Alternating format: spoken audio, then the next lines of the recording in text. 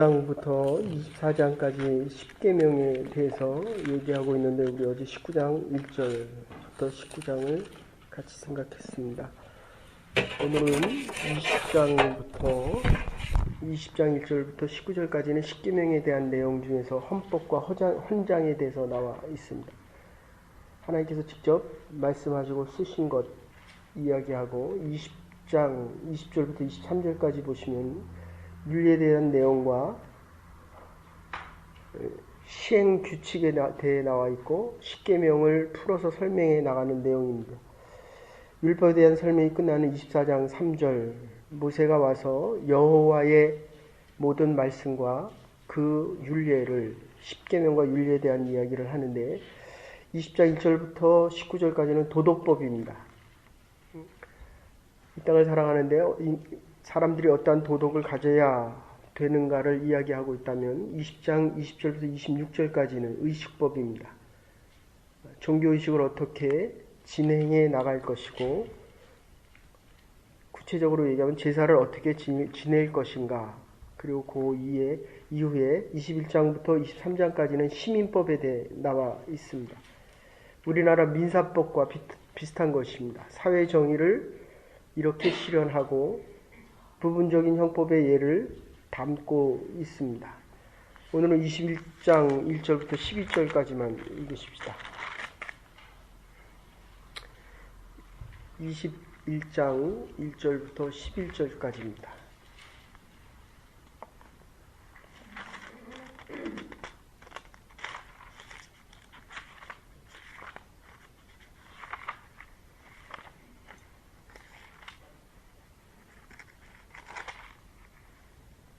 제가 먼저 1절 읽고 여러분들 2절 읽고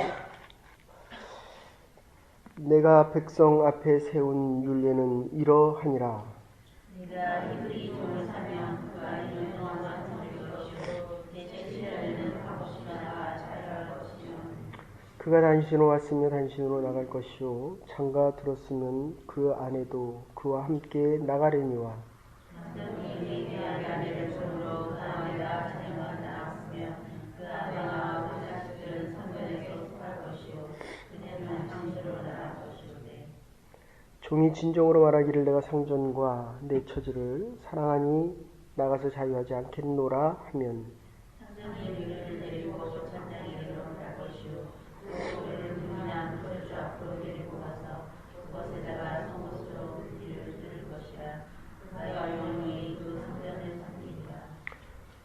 사람이 그딸 여종으로 팔았으면 그는 남종같이 나오지 못할지니 만일 상전이 그를 기뻐하지 하여 떠나지 아니하면 그를 죽이게 할 것이나 그 여자를 죽이게 하였으니 남편에게 가지 못할 것이요 만일 그를 자기 아들에게 주기로 하였으면 그를 딸같이 대접할 것이요 만일 상전이 자기를 장가들더라도 그의 여자와 동침하는 것은 조심할 것이요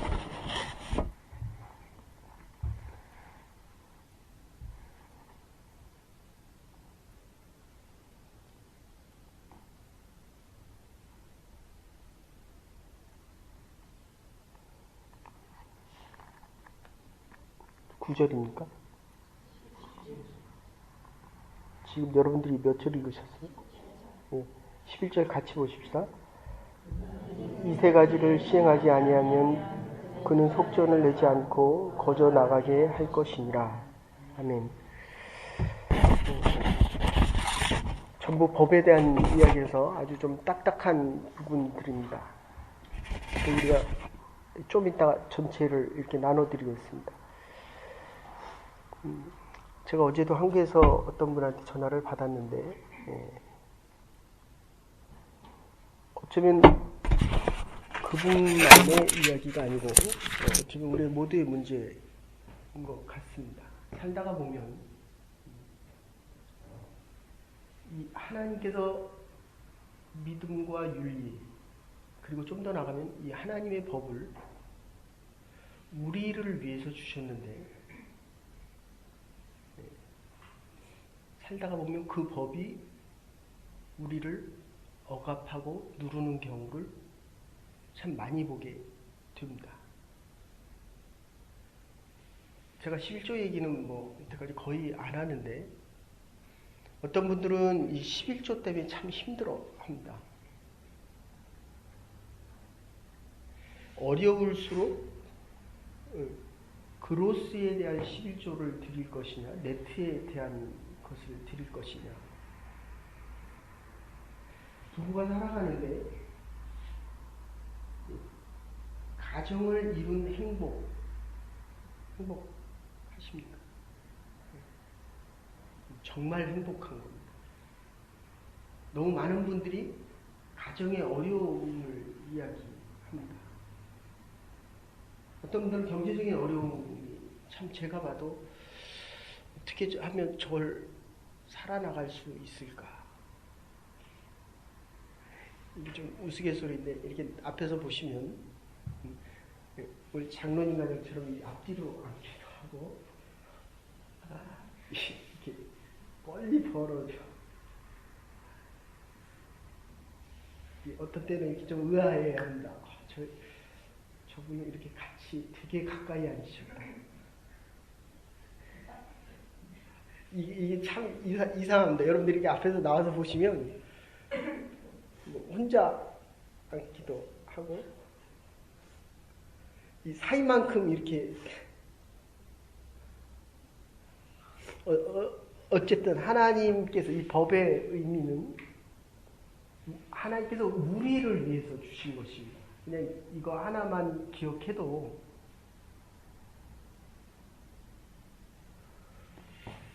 어제도 말씀드렸지만 그런데 이 10가지 조항조차도 우리가 못 지킨다는 겁니다. 법을 전공하신 분도 계시지만 이 법이 자꾸 많아지는 겁니다. 지키려고 하면 할수록 안식일을 거룩히 지켜라. 그러면 주의 날 일찍 와서 주님 앞에 나와 예배 드리는 것을 이거 준비를 하면 되거든요. 근데 먹고 사는 게 바쁠수록 나와서 준비하는 것이 자꾸 힘들어지고 어려워집니다. 그래서 어제 드린 말씀대로 한다면 너희는 내 택한 족속이다. 그리고 이 보물 같은 너희의 인생이 제사장이라는 겁니다. 제사장. 지금은 제가 제사장이지만 세상으로 나가면 여러분들을 하나님께서 제사장으로 삼기를 원하십니다. 이 제사장에게 주신 가장 큰 축복은 거룩입니다. 이 거룩함의 의미는 하나님의 거룩하심 속에 우리가 들어가지 않으면 결국 하나님의 나라에 갈 수 없다. 근데 하나님이 우리를 찾아와 주시면 이 죄에 대한 문제 때문에 죽을 수밖에 없다는 겁니다. 하나님의 법을 어기고 지금 우리가 예배를 드리고 있다고 한다면은 눈으로는 죽는 것이 안 보일지 몰라도 그건 예배가 아니다. 그러니까 여기 와서 죽임을 당해야 참된 예배가 있다는 것입니다. 근데 요새 우리가 얼마나 예배를 드리면서 죽어야 된다는 마음을 가지고 예배에 나옵니다. 저렇게 막 살아납니다. 아무 때나 막 살아납니다. 목사 설교 잘못하면 저것도 설교라고 하냐? 나라도 하겠다. 너는 왜 헌금을 안 드리냐? 너는 하나님께서 우리에게 원하는 최고의 관심은 우리의 생명이고 우리가 살아나는 것입니다. 그런데 자꾸 서로가 서로를 헐뜯고 아프게 하고 힘들게 합니다. 어제 받은 전화는 부부 때문인데 제가 봐도 참 행복해 보이는 부부입니다. 모든 사람들이 많이 참 존경합니다. 그 아이들이 자라는 거 보면, 야, 어떻게 이렇게 잘 자랄 수 있을까 할 정도로. 근데 처음에 봤을 때, 10년 전에 봤을 때보다는 지금 훨씬 더 잘 자라 있습니다. 그러면 부부 사이가 더 행복해야 되잖아요. 이 남들은 이 아이를 잘 키우기 위해서 얼마나 수고와 노력을 많이 하는데도 특히 이 40대가 제일 이렇게 변곡점이 많은 것 같아요. 좀 더 아이가 커보면 하나님께서 우리에게 주시는 그 축복들을 우리가 몸소 체험하고 그리고 이 약속들을 어떻게 할 것인가. 근데 정작 부부는 고민과 갈등이 많습니다. 아주 많습니다. 여기 계신 분들도 그 고민이 없는 분들이 얼마나 되겠습니까? 그런데 분명한 것은 이제 한 4가지로 이 제사에 대한 이야기를 오늘 본문에서 이야기하십니다. 그래서 그냥 간단히 정리해드리면 21장 1절부터 11절까지는 노예를 하나님 앞에서 똑같은 사람으로 취급하라는 겁니다. 적어도 이 하나님의 전에 나왔을 때는 너와 내가 같다는 겁니다. 오래 믿은 자나 지금 믿는 자나 심지어 장로나 지금 막 교회에 오신 분들이나 하나님 앞에서는 똑같다는 겁니다. 이게 아주 조심스러운 것이 우리가 아무리 다르다 그래도 하나님은 똑같다라고 이야기하시는 게 전제되어 있지 않으면 혹시 내가 지금은 건강하고 좋은 사업을 하고 있어도 언젠가는 어려울 때가 있거든요. 그럼 어려운 사람을 만날 때 내가 그 사람보다 높아져 있다면 나도 어려워질 때 절망과 좌절로부터 회복이 안 된다는 겁니다. 그리고 우리는 내가 위치가 높아지면 높아질수록 낮아지는 게 어쩌면 더 어려운 것 같아요. 죄송합니다. 여기 대통령이 와서 예배 드릴 때 대통령이 저희와 똑같은 마음으로 예배 드리겠습니까? 직무에 대한 차이인데 스스로에 대한 사람에 대한 차이를 가지고 와서 예배드리면 그게 참다운 예배가 되지 않는다. 아무리 어려움 가운데 있을지라도 예배드리는 이곳에서는 하나님을 우리를 높여주신다. 같은 마음 동일한 마음으로 예배를 드려야 합니다. 그래서 21장 12절에 32절에 보면 상해법입니다. 다른 사람을 다치게 하면 어떤 벌을 받게 되는지를 설명하고 있습니다. 일종의 폭력 방지 및 폭력 처벌법입니다. 아주 얌전하게 다루도록 이야기합니다. 생명, 경외, 사상이기 때문입니다. 21장 31절부터 22장 15절까지 사유재산법입니다. 남의 재산을 손실케 하면 어떻게 보상할 것인가.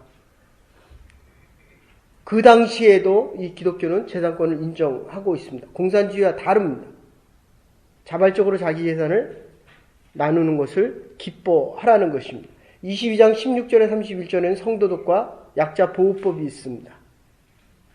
얼마만큼 건강한 사회 인가의 척도입니다. 성도덕과 약자 보호법을 이야기합니다.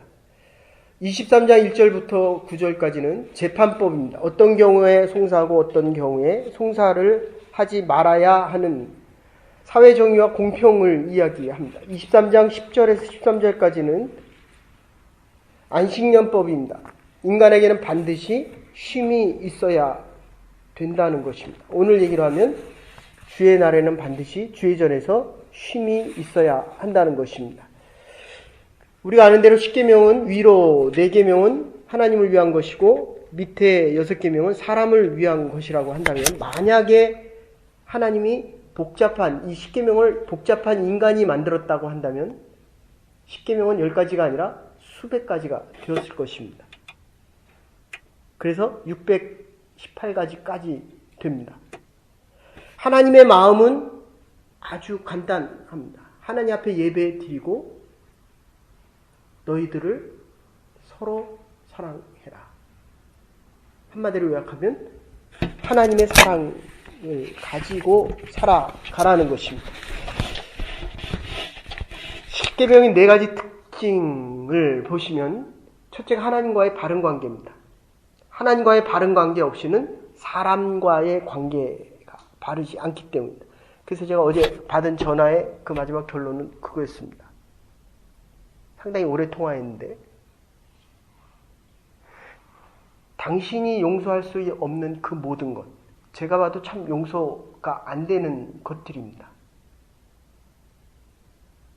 그거를 용서 못하면 당신도 하나님께서 당신을 용서하는 것을 당신도 받아들일 수 없습니다.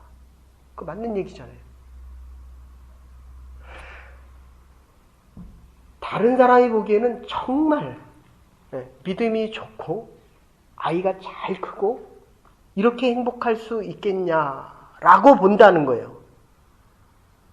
근데 부부 사이는 각자 남입니다.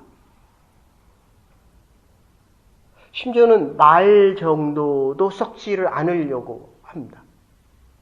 뭐 부부 생활은 말할 것도 없고, 근데 남이 보기는 너무 이게 오랜 시간 때문에 그런 게 있지만 어쨌든 지금 하나님께서 이 두 번째 특성은, 율법의 두 번째 특성은 이 법을 주신 이유는 인간을 축복하기 위함입니다. 하나님의 법을 지켜나가면 지켜나갈수록 심판에 대한 이야기가 아니라 하나님께서 심판으로부터 우리를 구원하시겠다는 겁니다. 십계명은 분명 하나의 법이기 때문에 법을 어긴 사람들에 대한 처벌 조항을 반드시 가지고 있습니다. 그냥 요약하면 20장 6절에 보면 나를 사랑하고 내 계명을 지키는 자에게는 내가 천대까지 은혜를 베풀겠다.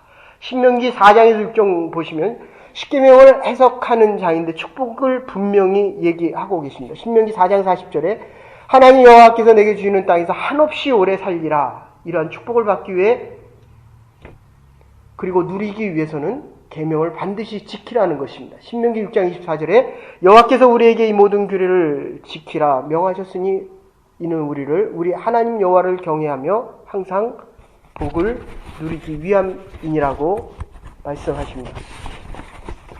세 번째 특징은 구속함을 받은 언약의 백성들이 지켜야 하는 것들입니다. 출애굽기 20장 1절에서 2절 하나님께서 이 모든 말씀으로 일러 가라사대 나는 너를 애굽 땅 종 되었던 곳에서 지금 집으로 인도한 너희 하나님이라고 이야기합니다. 20장 3절에 너는 나 외에는 다른 신을 내게 잊지 말지니라. 이스라엘을 구속하신 하나님, 해방시킨 하나님, 이제 그 하나님의 뜻을 따르고 하나님의 사회를 형성하도록 하신 겁니다. 구원받은 백성들이 아니면 결코 지킬 수 없는 법이기 때문입니다. 결론적으로 이 네 번째 십계명의 뜻은 구속함을 받은 공동체를 위한 법입니다. 공동체를 잘 지키기 위해서 질서가 필요하고 질서를 지킬 수 있는 것이 법이고 공동체 지키려는 법을 지켜야만 공동체가 더 풍성해집니다. 다른 사람의 문제를 해결해주고 만민을 축복하고 열방을 축복하고 열방을 도울 수 있는 민족이 되려면 모범적인 민족을 만들라는 것입니다. 율법에 순종하는 방법은 구속의 체험이 있어야 되고 이 율법은 요한일서 5장 1절에 사랑해야 하는데 예수께서 그리스도이심을 믿을 때마다 하나님께로 난 자마다 또한 이를 사랑하는 자마다 사랑하게 하시느니라. 요한일서 5장 2절 3절에 사랑하는 자마다 계명이 무거운 것이 아니로되 요한복음 13장 8절 피차 사랑의 빛 외에는 아무에게도 아무 빛을 지지 말라고 이야기합니다. 율법은 얽매이게 하는 법이 아니라 사랑하기 때문에 지킬 수 있는 법입니다. 하나님께서 우리를 위하여 이 땅에 인간의 몸을 입고 오셨습니다. 법을 지켜나감으로 인해서 참 자유인의 자유 속에 살아갈 수 있는 저와 여러분과 하나님의 교회가 될 수 있기를 주의 이름으로 축원합니다. 이제는 괴머리 되신 우리 주 예수 그리스도의 극진하신 은혜와 하나님의 무한하신 사랑과 성령의 감화 감동 교통하심이 오늘 우리에게 말씀하여 주시고 우리의 교회와 하나님의 나라와 우리의 가정과 모든 사람들이 우리를 축복할 때에 나의 아내를 사랑하고 나의 자녀를 구속받은 자로 사랑을 베풀며 영원토록 사랑의 전도자로 사랑하는 자로 살아가기로 결단하는 믿음의 백성들을 위해 하나님의 교회와 우리에게 허락하신 가정과 기업 위에 이제로부터 영원토록 함께 하시옵기를 축원하옵나이다. 아멘. 오늘도 하나님의 법 안에서